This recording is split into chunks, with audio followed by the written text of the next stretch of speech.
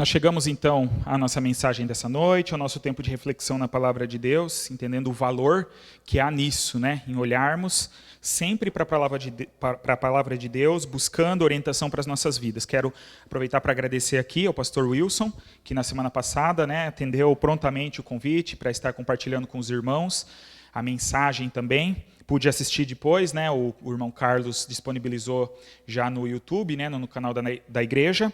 Então, se os irmãos quiserem também compartilhar, temos sempre colocado lá vários conteúdos. Essa mensagem também hoje está sendo gravada e logo mais será disponibilizada para todos assistirem.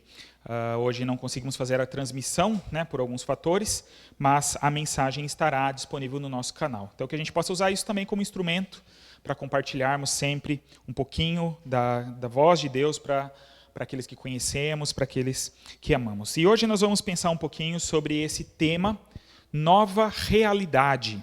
A Bíblia nos fala muito sobre uma realidade diferente que vem com Jesus Cristo e que interfere tão diretamente nas nossas vidas. E para isso nós vamos olhar para esse texto de Colossenses, a carta de Paulo aos Colossenses, capítulo 3, dos versículos 1 a 4. Então, convido você a abrir a sua Bíblia, nós vamos ler esse texto, e é com base nele que nós vamos ter essa reflexão nessa noite. Colossenses, capítulo 3, dos versículos 1 a 4. Diz assim a palavra de Deus: Já que fostes ressuscitados com Cristo, buscai as coisas de cima, onde Cristo está assentado à direita de Deus. Pensai nas coisas de cima e não nas que são da terra, pois morrestes, e a vossa vida está escondida com Cristo em Deus. Quando Cristo, que é a nossa vida, se manifestar, também vos manifestareis com Ele em glória. Vamos orar ainda mais uma vez? Pai, nós te pedimos que o Senhor graciosamente fale aos nossos corações. Nós sabemos que não somos merecedores nem mesmo do teu ensino, mas te agradecemos porque o Senhor é esse Deus que tem interesse nas nossas vidas e que quer conduzir as nossas vidas para o melhor. Então pedimos a Deus que mais uma vez o Senhor fale, o teu Santo Espírito trabalhe nos nossos corações, de modo que a gente consiga de fato entender a tua palavra e que também o Senhor nos capacite para vivenciarmos tudo aquilo que já temos aprendido com o Senhor. Fala conosco, nos ajuda a termos a atenção devida, necessária neste momento. A tua palavra é o que nós te pedimos, no nome do nosso Senhor Jesus. Amém. Bom, estamos aqui então numa carta de Paulo a essa igreja que ficava numa cidade, a cidade de Colossos. E nessa carta, Paulo, como sempre, está tentando resolver algumas questões. As cartas de Paulo normalmente tinham essa finalidade. Paulo recebia notícias das igrejas, recebia informações de como eles estavam caminhando e, na preocupação de ajudar aquelas igrejas que ele conhecia normalmente, como esta, a igreja que foi fruto do seu trabalho missionário, então Paulo escrevia cartas trazendo recomendações, corrigindo algumas questões. E nós vemos muito forte nessa carta aos Colossenses, então podemos perceber que era um problema que acontecia ali naquela igreja, é que estavam entrando no contexto da igreja falsos ensinos que tentavam desviar os cristãos do verdadeiro evangelho.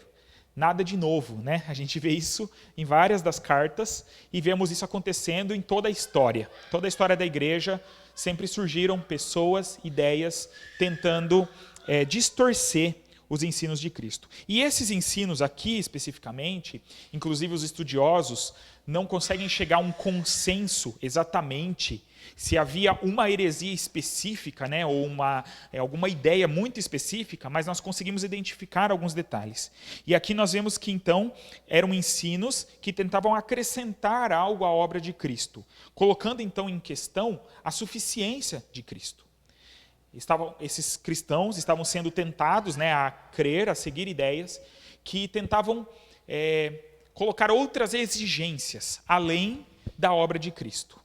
Então, nós vemos no próprio capítulo anterior, o capítulo 2, Paulo tratando sobre isso e questionando que eles não deveriam se deixar levar por isso, eles não deveriam se submeter a ensinos que não eram os ensinos de Cristo, a regras que estavam sendo impostas, e nós podemos perceber aqui que tinha, no mínimo, uma relação também com a questão judaizante, porque então esses ensinos tentavam fazer as pessoas seguirem e cumprirem com a questão de dias, né, de ordenanças em relação à sua alimentação, coisas que eram pertencentes ao povo de Israel lá do Antigo Testamento, né, e isso tem tudo a ver com aquilo que estudamos, né, nos últimos meses, sobre os 10 mandamentos, aquela questão de levar a regra por si só e não olhar para os princípios por trás delas. Então, essas pessoas estavam sendo influenciadas por esse tipo de pensamento. E vemos também alguns outros elementos um pouco mais estranhos, né? A gente vê Paulo criticando pessoas que tentavam trazer para si uma certa assim super espiritualidade, e até ele cita em algum momento uma questão de culto a anjos, né? Então parece que tinham pessoas ali que estavam se colocando no papel de dizer que tinham um nível espiritual superior, com base em coisas que não tem nada a ver também com Cristo, e com isso tentavam usar de uma autoridade para ensinar a esses irmãos, a essa igreja. E aí eu selecionei um versículo só do capítulo anterior, o capítulo 2, Colossenses 2:8, para resumir, né? Claro, aqui nós não vamos esmiuçar essas ameaças, mas olha que interessante como Paulo chama a atenção dessa igreja. Ele diz: tende cuidado para que ninguém vos tome por presa, por meio de filosofias e sutilezas vazias, segundo a tradição dos homens, conforme os espíritos elementares do mundo e não de acordo com Cristo. Então olha o alerta que ele faz. Tomem cuidado, prestem atenção e não permitam, né, que ninguém tente enganar vocês, tente conduzir vocês para qualquer outra direção, para qualquer caminho, para qualquer tipo de ensino, que não sejam os ensinos de Cristo, que não estejam de acordo com Cristo, né, mas que são outras, né, são tradições de homens, são filosofias, e é até interessante que ele coloca ali como sutilezas vazias. E isso já serve como um alerta muito sério para nós cristãos, nos dias de hoje. Porque, como falei, esses alertas de Paulo não são tão diferentes entre as cartas. Claro que, às vezes, o tipo da ameaça em si, o tipo de heresia, o tipo de falso ensino mudava um pouco, mas a ameaça é muito parecida. É tentar trazer qualquer ensino, qualquer ideia, e impor qualquer ideia que não são baseadas no ensino de Cristo, que não tem a ver com aquilo que Cristo nos ensinou. E isso era uma ameaça lá atrás e continua sendo uma ameaça hoje. A gente tem falado bastante sobre isso. Nos dias atuais, talvez, a gente vive aí uma enxurrada, né, de ameaças nesse sentido, por conta da disseminação da informação, né? A gente tem essa informação tão grande através da internet, em que todo mundo tem uma voz, né? Todo mundo pode se valer das redes para expressar, e surge, né, a cada dia surgem grupos e ideias e filosofias e começam a ser difundidas ou são ressuscitadas, né, de algum outro momento da história, e as pessoas tomam isso agora como verdade e passam a ensinar, e se nós não tivermos cuidado, né, que Paulo nos diz, nós corremos o risco de enveredarmos por esses caminhos. Quantos, infelizmente, têm ido por esse caminho? E nós precisamos estar muito firmados na palavra. Por isso que valorizamos, né, o estudo da palavra de Deus, para que não entremos por esse caminho. Mas Paulo, então, ele está argumentando com essa igreja, com esses irmãos, ele quer que eles entendam, de uma vez por todas, digamos assim, que Jesus Cristo traz consigo, e a partir da sua vinda e da sua obra neste mundo, Jesus traz uma nova realidade. Por isso que eu coloquei como título dessa mensagem, uma nova realidade. Uma realidade que é completamente diferente de qualquer outra, do que qualquer outra religião já ensinou, do que o próprio judaísmo ensinava. É claro que o judaísmo apontava para isso, não necessariamente o judaísmo, né, mas o Antigo Testamento, tudo que Deus se revelou, né, nos tempos passados, estavam direcionando para Cristo, mas em Cristo tudo se faz novo, tudo se renova. E Paulo, então, está mostrando para aqueles irmãos que isso agora deve conduzir as vidas de todos nós. Se nós nos dizemos cristãos, né, se somos seguidores de Jesus, se cremos na palavra de Deus, nós devemos entender e vivenciar essa nova realidade. E aí é com base nisso, então, que eu quero trazer algumas questões que precisamos desenvolver na nossa vida. Algumas coisas que são necessárias na nossa vida como cristãos, em relação a essa nova realidade que a Bíblia nos apresenta. E a primeira questão que eu trago é que nós devemos nos ver como parte de uma nova realidade. No versículo 1 que nós lemos, Paulo diz: já que fostes ressuscitados com Cristo, buscai as coisas de cima, onde Cristo está assentado à direita de Deus. Então Paulo deixa claro que nós fazemos parte, disso que eu estou chamando de nova realidade que a Bíblia nos apresenta. Eu trago um outro texto muito conhecido de Paulo aos Coríntios, esse versículo, talvez um dos mais conhecidos do Novo Testamento, e eu quero convidar você a ler comigo. Podemos ler juntos? 2 Coríntios 5,17. Portanto, se alguém está em Cristo, é nova criação. As coisas velhas já passaram e surgiram coisas novas. Amém? É essa a verdade que a Bíblia apresenta. Que aqueles que conhecem a Cristo, e conhecem não apenas de saber a respeito, mas que são alcançados pela sua verdade, por aquilo que ele fez, pelo seu sacrifício na cruz, aqueles que entregaram as suas vidas a Jesus, que confessaram a Jesus Cristo como Salvador e como Senhor de suas vidas, são completamente atingidos por essa realidade. E como Paulo vai dizer aqui, eles se tornam uma nova criação. As outras versões mais antigas, a gente está acostumado, diz que nova criatura é. Mas aqui, a Almeida século XXI opta por essa tradução que é até um pouco melhor e que vai mostrar que é como se fôssemos uma nova criação. Nós que antes fazíamos parte de uma realidade caída, de uma realidade afastada de Deus, de uma realidade que se opunha a Deus, agora em Cristo fazemos parte de uma nova criação. Antes nós éramos descendentes simplesmente de Adão, que é aquele que caiu, o ser humano, que pecou e de quem todos nós descendemos. Mas agora nós somos descendentes do novo Adão, que é Jesus Cristo. Aquele que viveu perfeitamente e que nos oferece a sua perfeição para que a gente viva, então, uma nova realidade. E aí Paulo deixa claro que, então, aquilo que era já passou, as coisas velhas passaram e tudo se fez novo, ou surgiram coisas novas. E é isso que Paulo está tratando também no texto de Colossenses que estamos falando. Ele fala, já que fostes ressuscitados com Cristo, então busquem viver de acordo com essa nova realidade, busquem as coisas de cima, onde Cristo está assentado à direita de Deus. Paulo deixa claro que essa já é uma realidade. Ele não coloca assim, olhando simplesmente para algo que está acontecendo ou que vai acontecer. É claro que Deus continua trabalhando nas nossas vidas, e vamos até olhar logo mais sobre também a realidade futura, mas a obra de Cristo já foi feita. Ele fala, já que fostes ressuscitados. Ele não diz assim, um dia vocês vão ressuscitar com Cristo. Nós vamos experimentar literalmente, fisicamente a ressurreição um dia. Mas no nosso espírito, nós já fomos ressuscitados. Nós já passamos da morte para a vida. Jesus Cristo já morreu. Ele já fez a sua obra.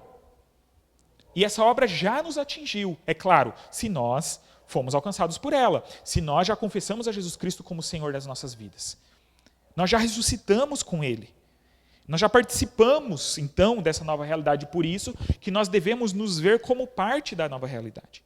Nós precisamos entender isso. Nós precisamos, digamos que, aceitar isso. Porque muitas vezes nós continuamos a viver com base nos padrões antigos, ou como se a gente estivesse numa realidade antiga. Mas precisamos entender que fazemos parte disso. Jesus Cristo já veio, Ele já morreu, já completou a sua obra e essa obra já nos alcançou. E como Paulo nos demonstra nesse texto também, nós percebemos que essa nova realidade ela é superior. Porque Paulo diz assim, então, já que fostes ressuscitados com Cristo, buscai as coisas de cima.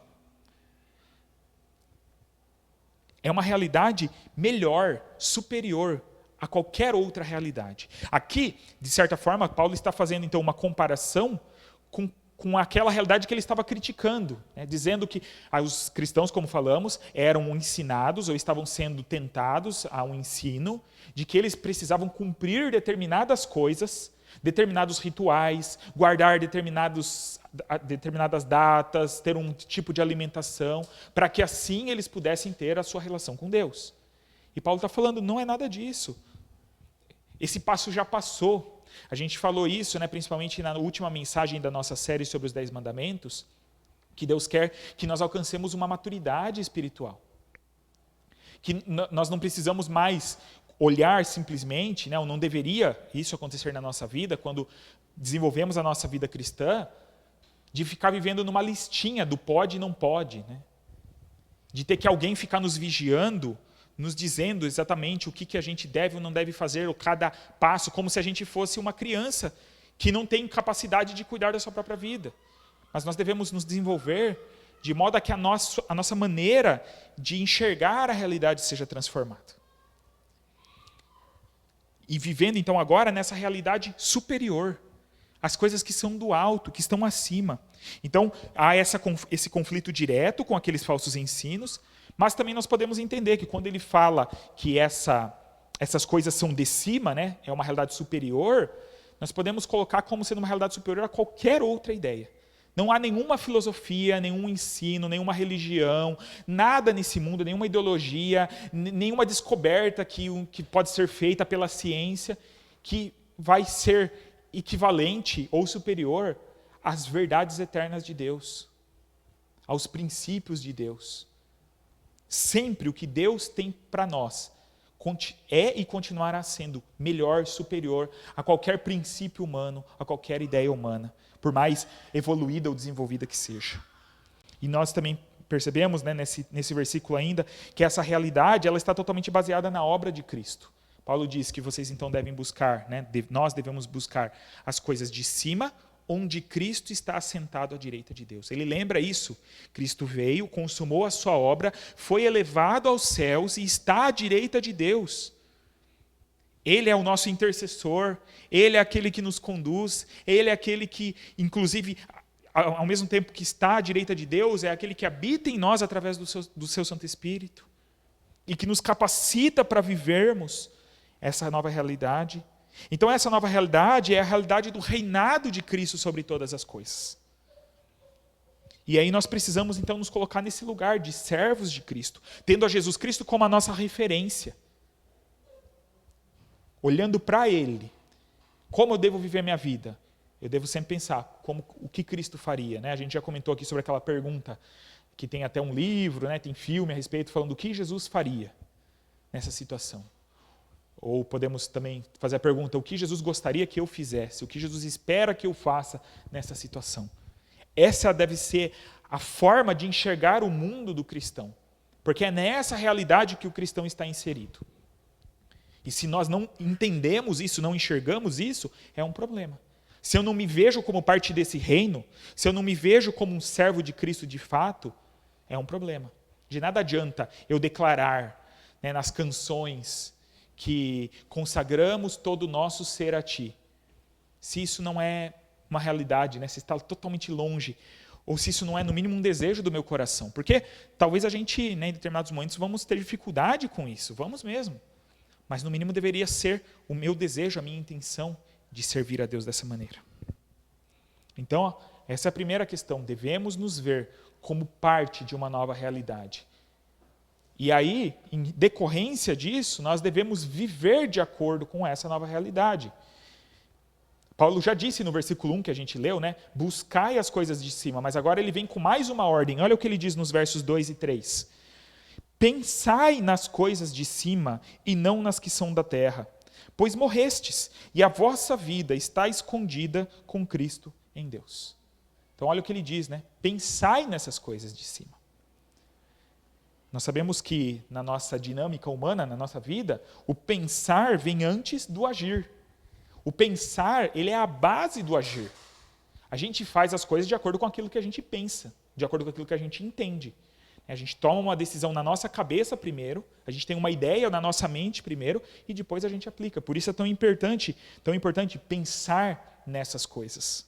Isso não significa que nós vamos pensar exclusivamente naquilo que poderíamos chamar de coisas espirituais, né? Na palavra de Deus, a gente vai esquecer da nossa vida aqui e vai ficar só pensando, né? No céu, em Deus, nos anjos e só em cânticos de louvor a Deus. Devemos sim ocupar, né, boa parte da nossa vida nos nossos dias fazendo isso o máximo possível, mas nós temos também, né, as ocupações aqui. Mas a questão é que a nossa forma de pensar deve estar baseada nos valores e nos princípios do reino de Deus, para que então a nossa maneira de agir esteja baseada nisso. Então, quando eu faço as ações mais comuns, mais básicas do dia a dia, eu devo fazê-las com base nos princípios do reino de Deus. Eu só vou fazer isso se eu pensar nas coisas do alto, nas coisas de cima.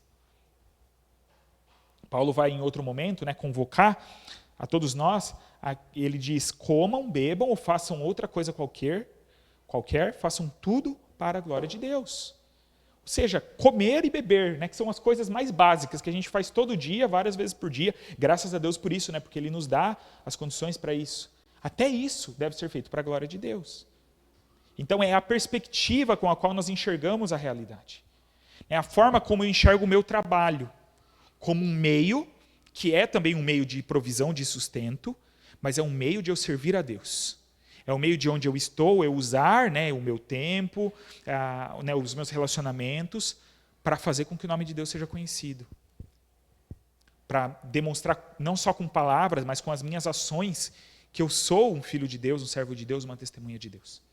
Então a gente precisa viver de acordo com essa realidade. Eu preciso entender que eu faço parte do reino de Deus. E eu vivo de acordo com esses valores. Nós fazemos parte de uma sociedade. E nós estamos debaixo de regras dessa sociedade, né? No nosso país, nós temos leis que todos nós estamos debaixo dela e temos que seguir. E se não seguirmos, nós sofremos as consequências. Mas existem outras questões que às vezes não estão registradas nas leis, mas que são princípios, costumes, né, básicos, gerais, de educação, por exemplo, e que a gente aceita isso, né, torna isso parte da nossa vida, porque faz parte porque nós estamos inseridos nessa realidade. Então, não existe nenhuma lei, nenhum lugar que a gente, por exemplo, chega no lugar e cumprimenta as pessoas. Mas é de bom tom, né, e nós buscamos, né, devemos buscar fazer isso. A gente chega no lugar, a gente é educado, a gente cumprimenta as pessoas. Estou pegando um exemplo de uma coisa bem simples. Mas é por quê? Porque a gente se adequou a uma maneira de viver, a uma maneira de agir. E isso passa a fazer parte de nós. Naturalmente, a gente não precisa nem pensar para fazer isso, porque isso se torna uma realidade em nós. E aí a gente vive de acordo com isso. E, infelizmente, a gente acaba adotando coisas que não deveríamos, né? Coisas erradas.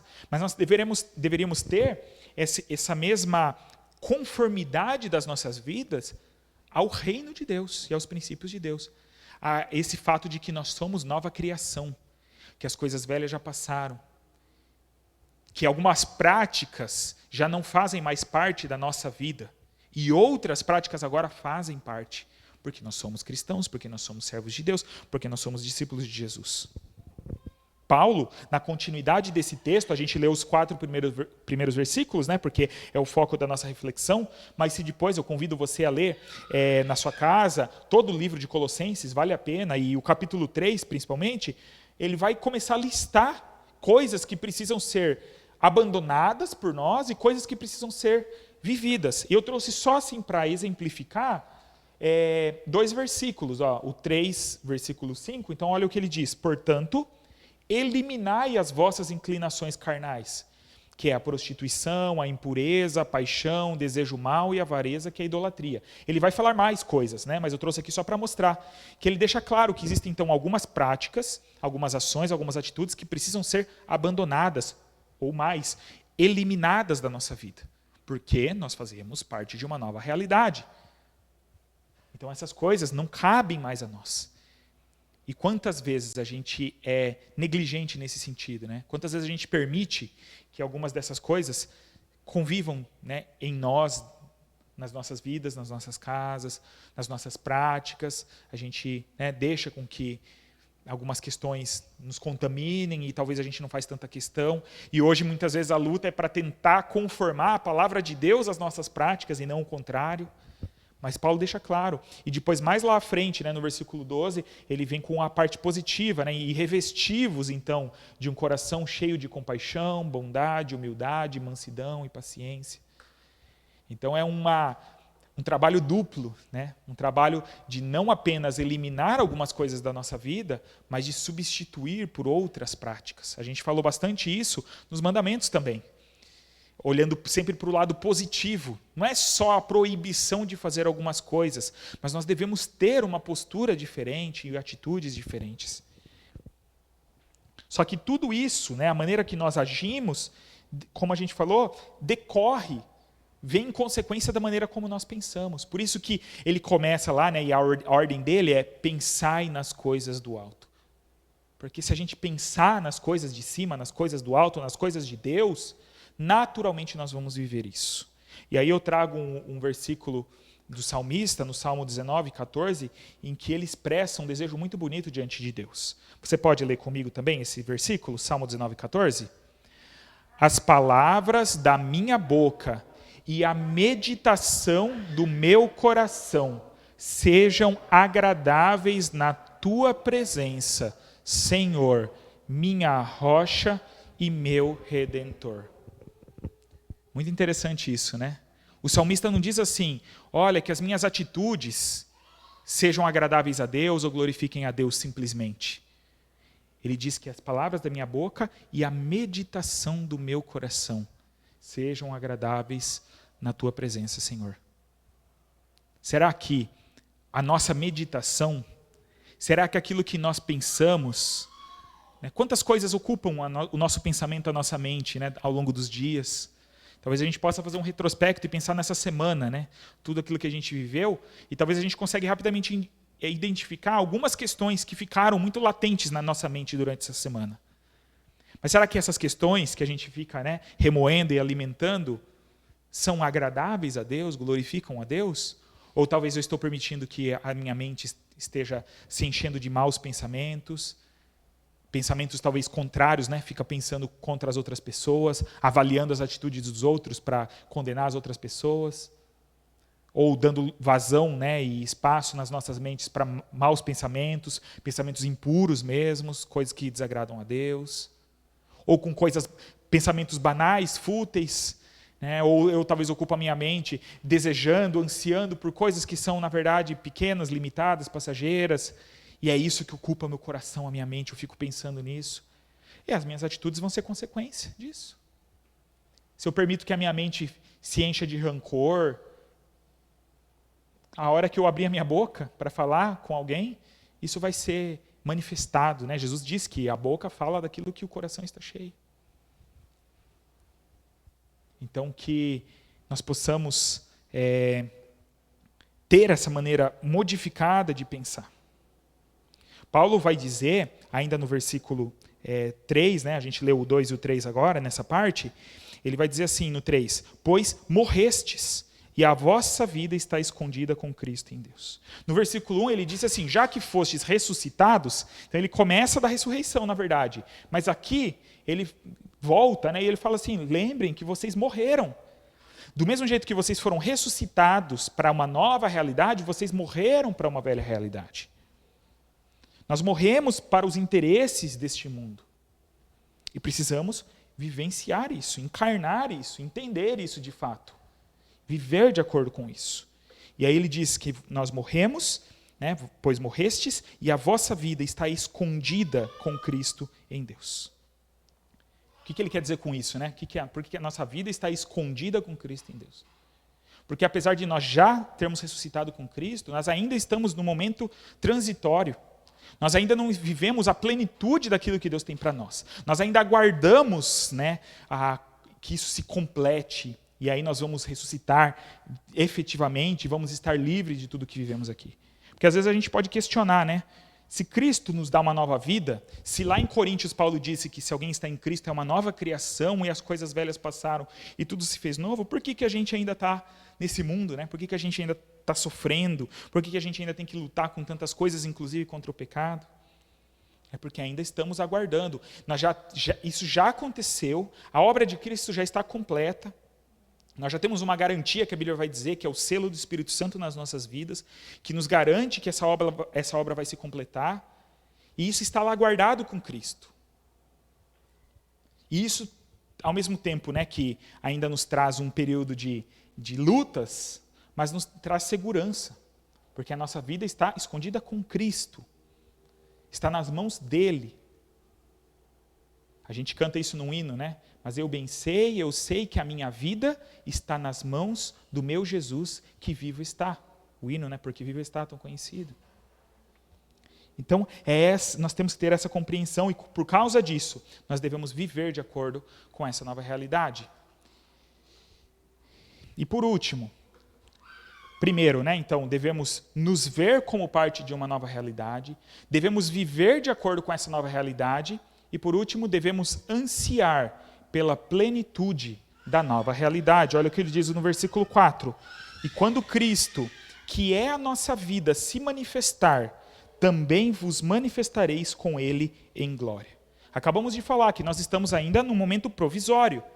Nós já ressuscitamos com Cristo, nós já recebemos os benefícios da sua salvação, mas ainda estamos nessa realidade. Vemos aquela tensão, eu já compartilhei com os irmãos aqui em algum momento, aquilo que na teologia nós chamamos do já e o ainda não. Aquilo que já foi realizado por Cristo, o seu reino já foi inaugurado, Jesus Cristo já veio, ele já morreu, ele já ressuscitou, ele já venceu a morte, mas aí temos ainda esse ainda não, né? Mas nós ainda não fomos completamente libertos dessa realidade e ainda aguardamos esse dia em que Jesus voltará e que aí sim nós ressuscitaremos e seremos glorificados e viveremos na plenitude aquilo que ele tem para nós.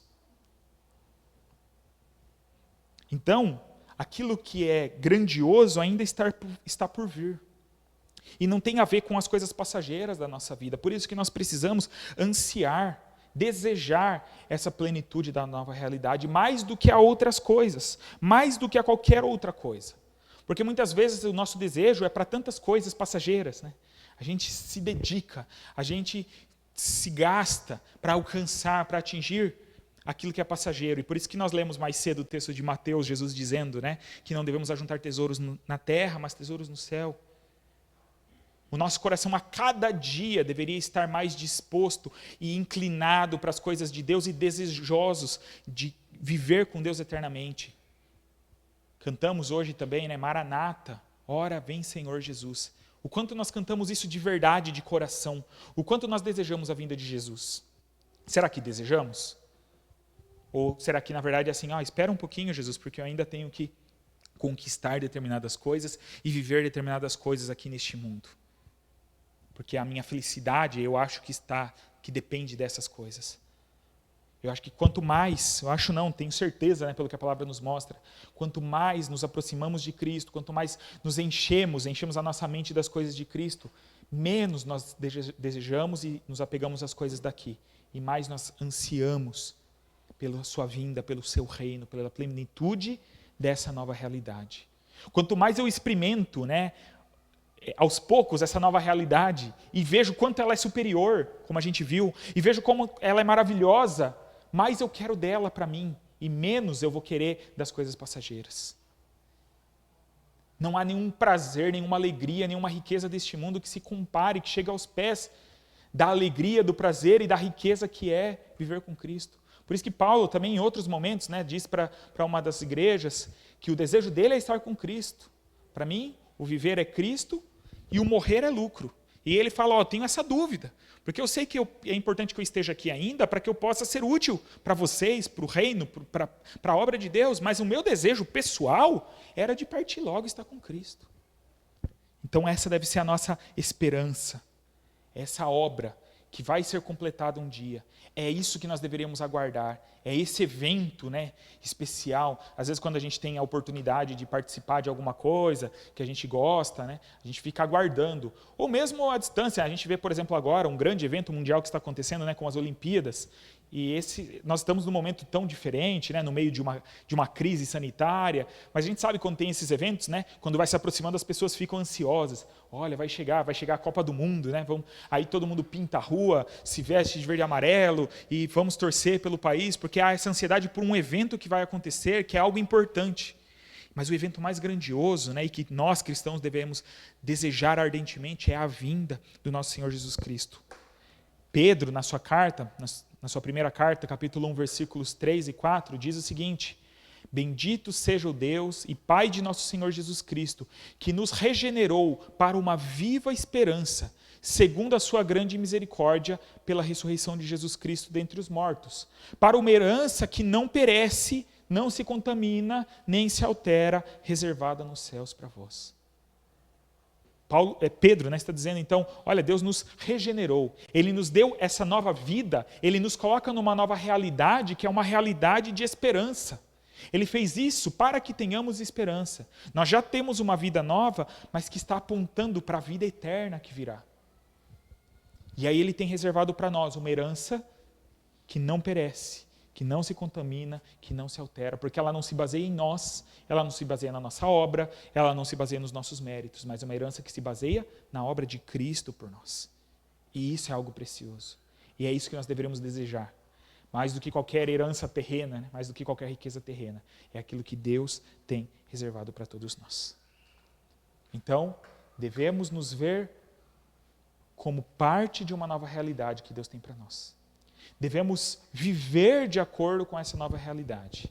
E devemos ansiar pela plenitude dessa nova realidade. Que Deus nos ajude a viver isso. Que Deus nos capacite a viver isso a cada dia. Que a cada dia isso seja mais perceptível na nossa vida. Com certeza a nossa vida será diferente, ou é diferente quanto mais nós vivemos isso. Menos nós sofremos ou sofreremos pelas coisas daqui. Eu já comentei várias vezes o testemunho do pastor Russell Shedd, um grande homem de Deus, que eu compartilhei aqui com os irmãos. A gente assistiu um vídeo logo no final da sua vida, ele faleceu há poucos anos, e bem no final da sua vida ele foi acometido por uma doença, um câncer muito terrível. Ele já era bem idoso, mas a sua palavra ali que alguém gravou, numa visita a ele, era dizendo que essa doença estava sendo útil para ele, no sentido dele terminar, em outras palavras, mas dele terminar de se desapegar dessa vida. Alguém que gastou a sua vida para servir a Deus. Ainda assim ele tinha consciência, de que ele ainda tinha algum tipo de apego a essa realidade, a essa vida, e que então passar por aquele sofrimento estava ajudando a olhar de fato para aquilo que é eterno e a se desapegar de uma vez para poder partir e estar com Cristo eternamente. Então que Deus use dos seus meios graciosos e de amor, e às vezes Ele vai fazer isso até com os momentos de dificuldade, com as provações que passamos, mas que Ele nos conduza para olharmos mais para Ele, mais para as coisas eternas, mais para aquilo que nos aguarda, para que valorizemos isso. Eu quero terminar citando as palavras de Judas. Esse texto já não tão conhecido, uma carta pequena, que a gente não conhece tanto, mas Judas capítulo 1, versículos 20 e 21, ele afirma o seguinte: Mas vós, amados, edificando-vos sobre a vossa fé santíssima, orando no Espírito Santo, conservai-vos no amor de Deus, esperando a misericórdia de nosso Senhor Jesus Cristo para a vida eterna. Amém? Que essas palavras de Judas para os seus leitores ali também cheguem até nós. E que a gente ouça essa convocação da palavra de Deus.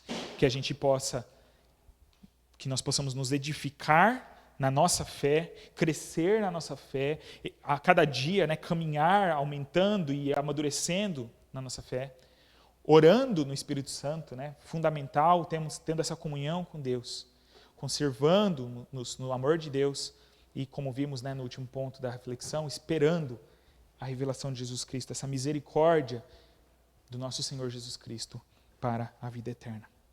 Amém? Que Deus nos ajude e nos capacite nisso.